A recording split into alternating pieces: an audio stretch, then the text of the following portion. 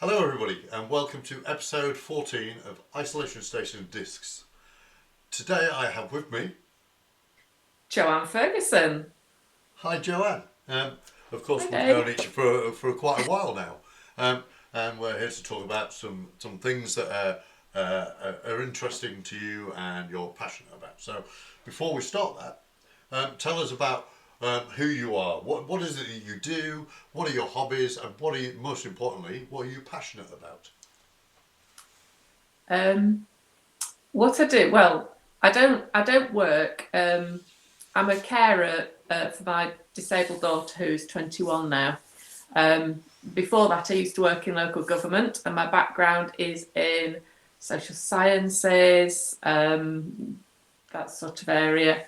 Um, I do a lot of work with other parent carers, and in the time I've got for myself, I like to read, I like to go to festivals, I like to listen to music, I like to go for walks, the usual sort of thing, really.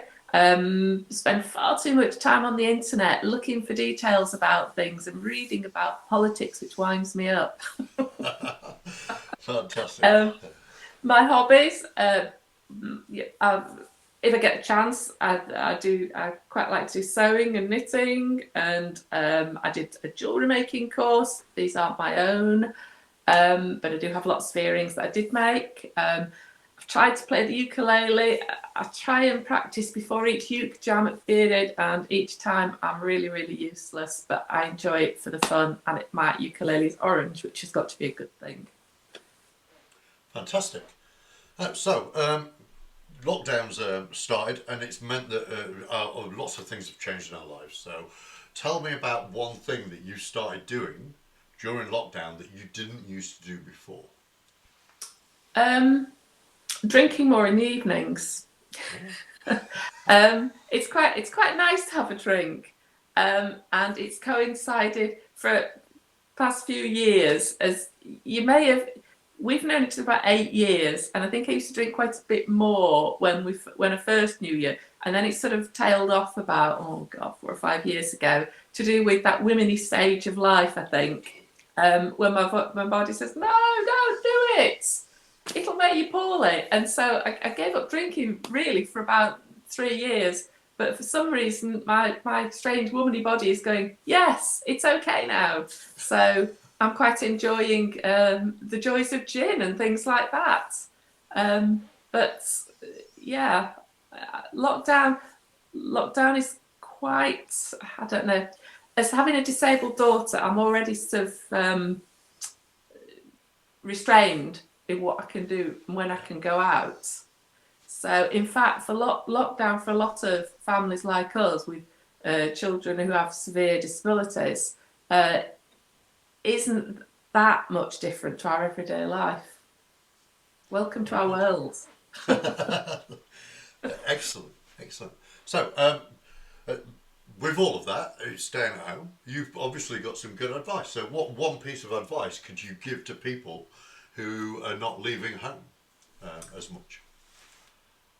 I would say try not to look at it as being restrained at home. Try to look at it as you're given the opportunity to do what you want to do nothing or to learn something new. I think my son said he's enrolled on an online course on Japanese writing, for instance, and I'm quite sure he wouldn't be doing that if it was the everyday world.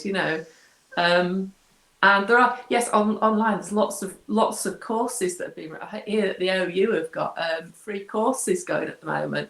So there's lots of, try and see it as an opportunity and perhaps time contemplation as well without getting too sort of hippy dippy. Fantastic. Great advice. But today is not about lockdown. Today is about music. So, we're going to talk about some of your tracks. So, tell me about all of those years ago when you were 18. Not that I'm implying that you're old or anything. I Quite a apologise long for time that. ago. But when you were 18, tell me about a song that was really, really important to you. It's When I was 18, it's divided into two halves that year. My birthday falls in April. Um, it was my final part of my A levels at sixth form, and it was the first term of my life at Polytechnic, and that's so it's two different worlds. Anyone that's been away to poly or uni will know that it's a different world that you go to there. You're a different person with different friends, with different music. Anyway, when I went away to poly, I made a whole new bunch of friends, and bunch of the lads who lived in one of the halls of residence. And our favourite track was by The Clash, Should I Stay, Should I Go? And when we put it on one of the record players in one of the rooms, it was actually a sign for complete chaos and bedlam. And we used to sort of crash around the corridors, dancing and generally causing mayhem, really. So whenever that song is played, that always reminds me of my very first term at Polytechnic at Wolverhampton. Fantastic. So we get music from lots and lots of different sources, but and we carry that music with us. Tell us about a track that's really important that you still listen to now, that you got when you were a child, and how did you get that track? Well, the track that I chose was Blackberry Way by The Move. And that was a track which I recall liking, and after, as time goes on, I hear my mum and my dad used to say, this was your favourite track when you were little. So I had to, when I was looking at the YouTubes to go with it, I saw it was performed in 1968, which, without giving anything away, that means I must have been 4 when it came out. So it's quite an early track, and I think it's a very simple track. It's a very strong track, and I think that's probably what drew me to it. And of course, as I got older, I realised that it had Roy Wood in it, which makes it quite cool as well, you know. And the people that went on to do ELO, so it's quite a big sound. But if I hadn't chosen that one, I mean, you got some horrible ones. Leapy Lee, Little Arrows. I don't know if you remember that one. I don't know. No, he went to live in Mallorca in the end, apparently, Leapy Lee. Or something like White Horses, which lots of girls like, which was the theme tune on a programme. Yeah. Or Puff the Magic Dragon. Or when I Was a King. That was a weird one. But so that's a proper music track rather than an Ed Stewpot Saturday morning track. Right, okay. And I still like listening to it now. Very good. So, music is not a static thing. New bands and new acts are coming around all of the time. So tell us about somebody that you've discovered in the past 12 months and why are they so fantastic, important to you? Well, I think from you've already had sight of my tracks. None of them are particularly groundbreaking or new. They're all quite established things. So, but I do listen to new music. And Fontaines DC are the band that I chose. I came to them via the Idols route, being an Idols fan. And I came to Idols through Six Music when I heard Mother being played on the radio. Oh, what was that? 2 years ago? Over 2 years ago now. And I remember listening to that track and thinking, crikey, is this an old track? This sounds like proper punk. You know, this is what you know, when I was at Poly, I used to listen to this sort of very hard sound. So I got into Idols, and then it's like, you know, if you like Idols, you'll also like this band. And Fontaines DC came on my radar. I missed them 3 times at Glastonbury last year. What a silly girl I was. But that's Glastonbury time for you, isn't it? Once because it was the middle of the night, once because it was too hot and I couldn't get in the tent, and once because I was at the top of the hill at the Sacred Stones, you know, the usual sort of thing. Yeah. Anyway, I went to see Fontaines DC at the Lead Mill before Christmas, and it was brilliant. They were so good. I think they've got a slight touch of Joy Division. The lead singer is, he's very charismatic. I couldn't stop watching how he kept sort of touching and picking at things and touching things. And with my sort of disability hat on, I'm fairly sure that he's on the spectrum, possibly like Ian Curtis was, I suspect. So, but the songs are really, really strong. And my husband, in fact, he came home one day from work, and he's not as into new music now. He likes his classical music, but he has been very cutting edge. And he said, "Oh, one of the lads on the shop floor was playing that band that you like, and I must say they sound really good." Very good. Yes. So, Boys in the Better Land, I think there's some IRA connection to it, because I read the book Milkman, and I think that's possibly an IRA sort of thing. Right, okay. No, I don't know. So I saw them in January at Rockaway Beach, and I absolutely loved them. I thought they were brilliant. Yeah, so amazing presence. That lead singer, Graham, I think he's called, isn't he? I have no idea. I'm rubbish at people's names. I'm really, really, really bad. Anyway, let's move on. So, music is really, really important, but when it's witnessed in a live environment, there's something extra special about that. It's that shared experience with all of the other people in the same room, which is how we met. We went to a live thing and saw live music. So, tell us about a track that you've put on your list that's a live track, and tell us, were you there, for example, and why is this track so fantastic and amazing? Well, obviously, you may have guessed, I wasn't there at Madison Square Gardens in 1973. I would only have been 9 at the time. But when I was looking for a live track, I thought about tracks that of people I could have seen, like Kate Bush. We've both enjoyed that on different nights. But Led Zeppelin just seemed to me to have such power, and that to see them live would have been a different thing to even listening to them on the record. And I was looking through the YouTube clips, and I came across this, and I could almost feel the endorphins whizzing around my body. You know, you could really feel that raise of energy, that bit where your head almost not quite explodes, but it's something that happens, isn't there? And I'm doing hands and everything because that's what it feels like. Whoosh. Yeah.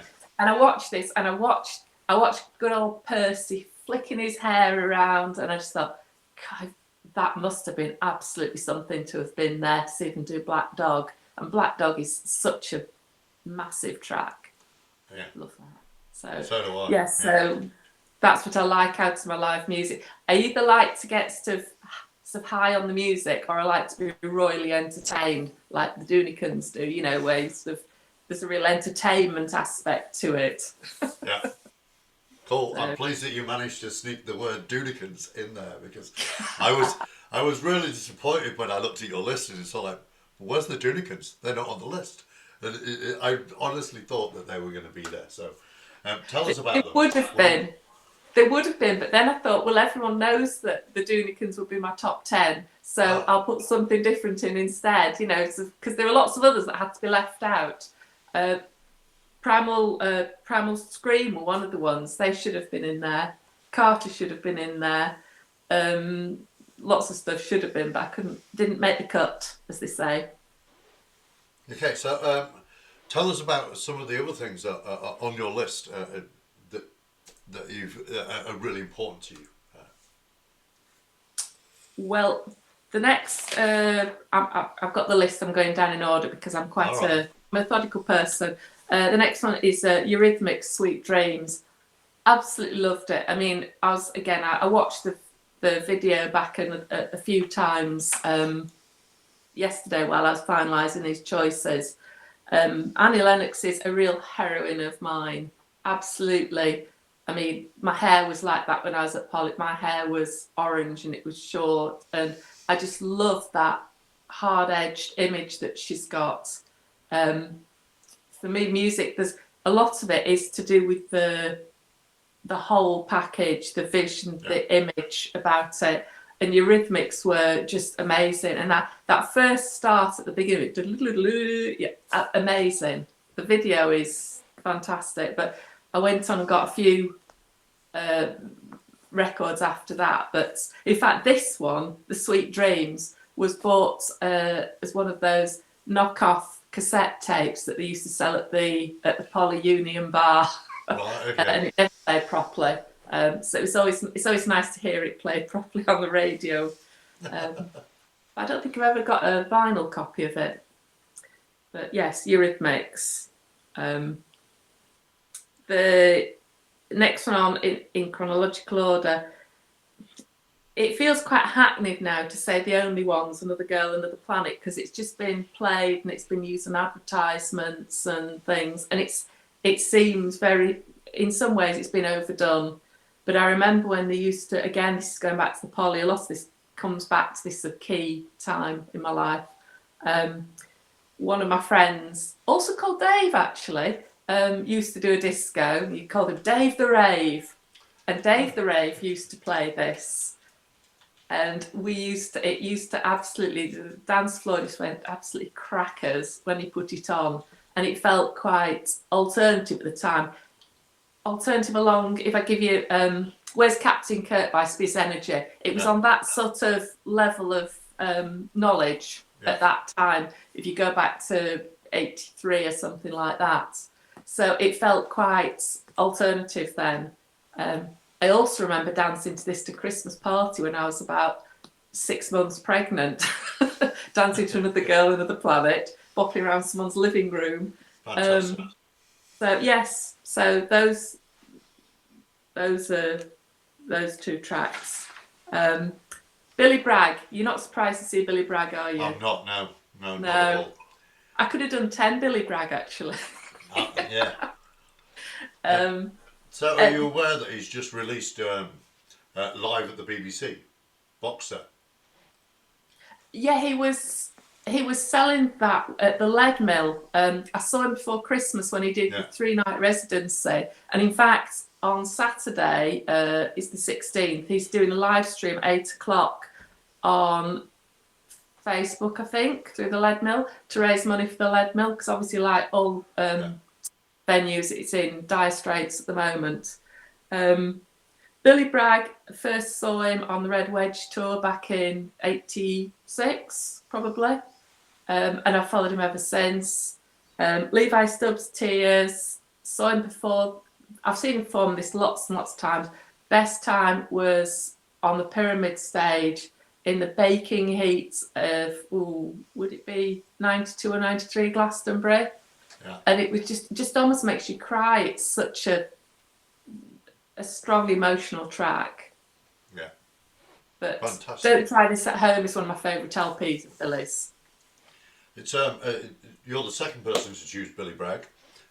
My friend Andy Clark chose Billy Bragg because when he was 18 he supported Billy Bragg with his local band from the West Midlands. Yeah. What were they called? Do you know? I would can't I know remember. them? Probably not. Probably not. No. But anyway, Billy Bragg, really, really massively important to me. Not only did he revolutionise the way that people understand politics and music in the same way, especially with what he's done for Glastonbury.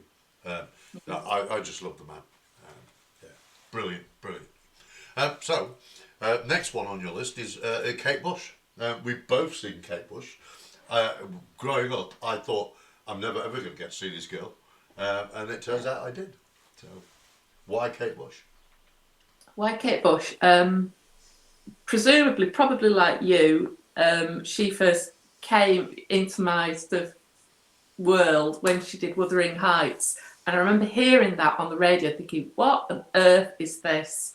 And then being obsessed with it. And obviously, I don't know how old I was, but I didn't buy the single. I'm not a singles buyer at all. And there wasn't a case of possessing music in those back in the day. I do remember writing all the lyrics to the songs out of smash hits and writing and pinning it to my wardrobe. So that was Wuthering Heights, and then I just thought she was just amazing, she's completely different to anyone else. And when she toured in '79, I was only 15, and I wouldn't have seen her So that went by. I suppose there was always the thought that perhaps she'll tour when I'm a bit older and, you know, I've got a bit more money. But of course she never did. And I could not believe it when she did the residency in 2014 at Hammersmith Odeon. And I was just, that's probably the best gig that I've ever seen. And I was going to put Top of the City as a choice because I thought it's never, you know, it's not been one of my big Kate Bush songs, but when I saw her perform it live, she rocked it. She really, her voice, she used it differently to what you see on the record. It brought something different out seeing it live. But then listening to it on the track when I was looking yesterday, I thought, actually, no. And I went and checked through. And again, another one I don't really listen to very much, Oh England, My Lionheart.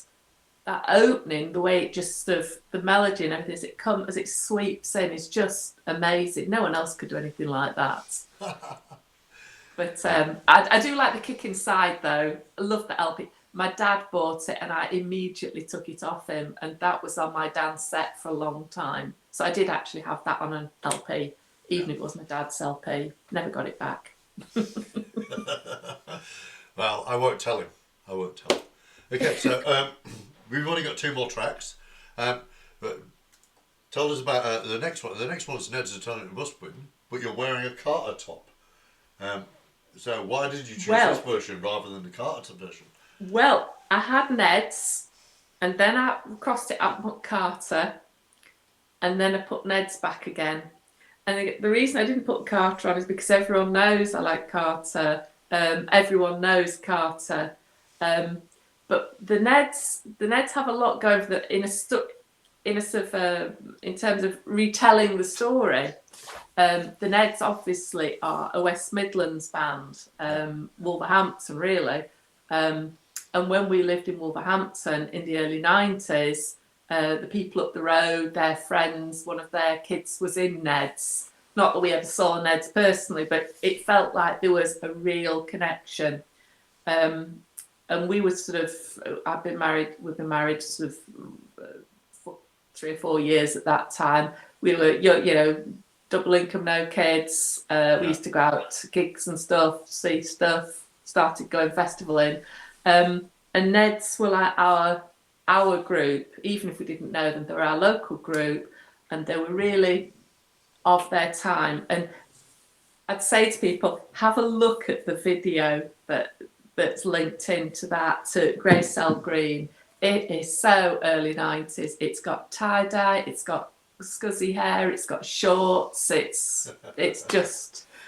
Yeah. Love the Neds. So, but if it's been Carter, it would have been Only Living Boy in New Cross. I love that. So that's the track that it says on Ned's on this playlist. Oh, does it? Didn't I cross it out?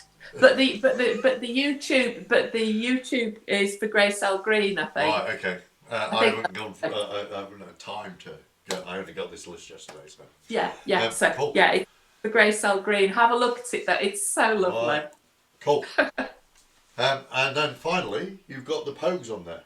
So tell us about that. And then Pogues. I have a big sort of thing about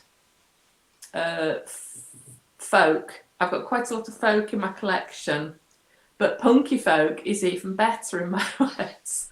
And again, the Pogues were around when I was at Polly, the Streets of London, the Red Roses LP, the EP before that.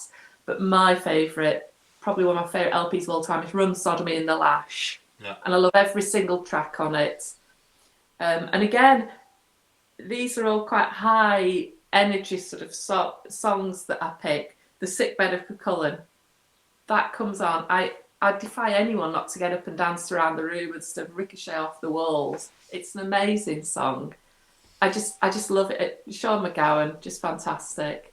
I went to see the Pogues at the Irish Centre at Digbeth on this tour, when they were touring this stuff, when they still had Kate with them in the band. Amazing gig. So glad I've seen them. I think I've seen them twice. I can't remember where else. It all gets a bit hazy, doesn't it? After as the years go by. But yeah, the Pogues. Yeah, before they became sort of like a tribute act. when they were really strong. I think that Rum Sodomy in the last LP is just one of the best ever. I could have chosen Sally McLennan, but again, that felt a bit too obvious. Yeah. Fantastic. So, out of all of those 10 tracks, which is the go-to, the must listen to?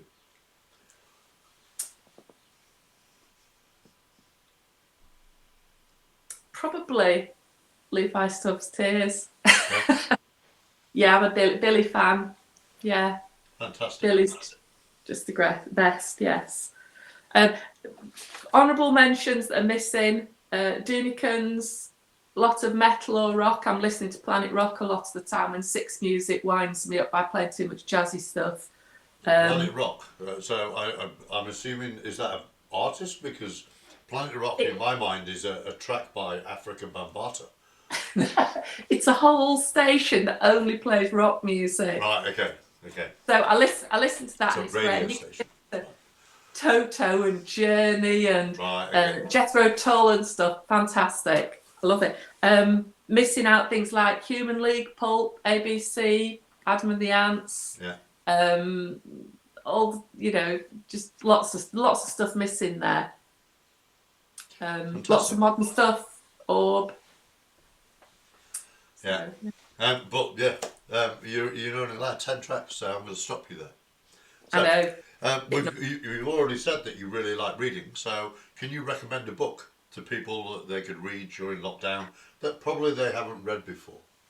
I can recommend a book, but I don't know whether people would like it. And I can't see that, I'm afraid. You're going to you have to can't tell see us what it. it is. It's Ridley Walker is the book by a chap called Russell Hoban. It's not very cheerful. It's a post-apocalypse book, and it's written in a made-up language. Oh wow! Which is it can be quite off-putting, and for some people, they're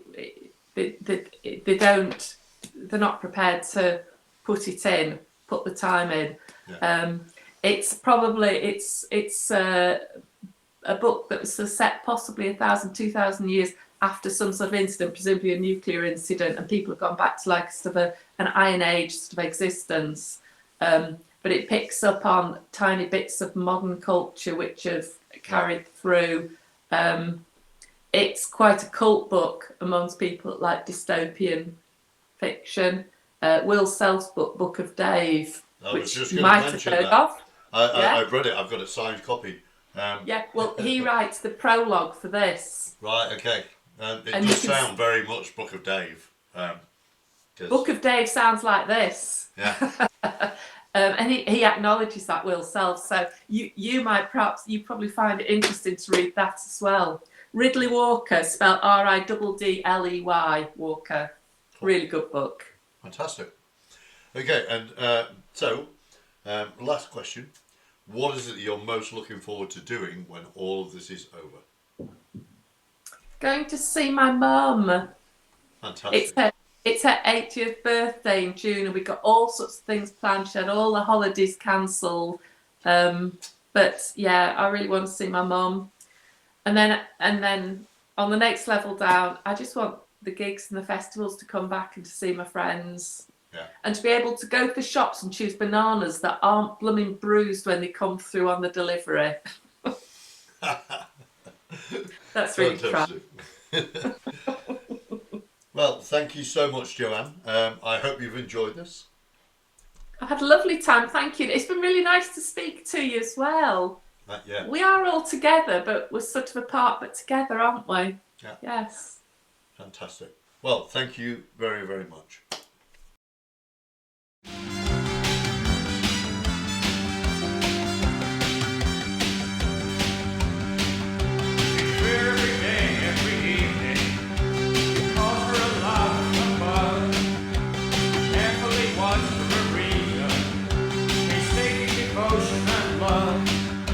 Surrendered himself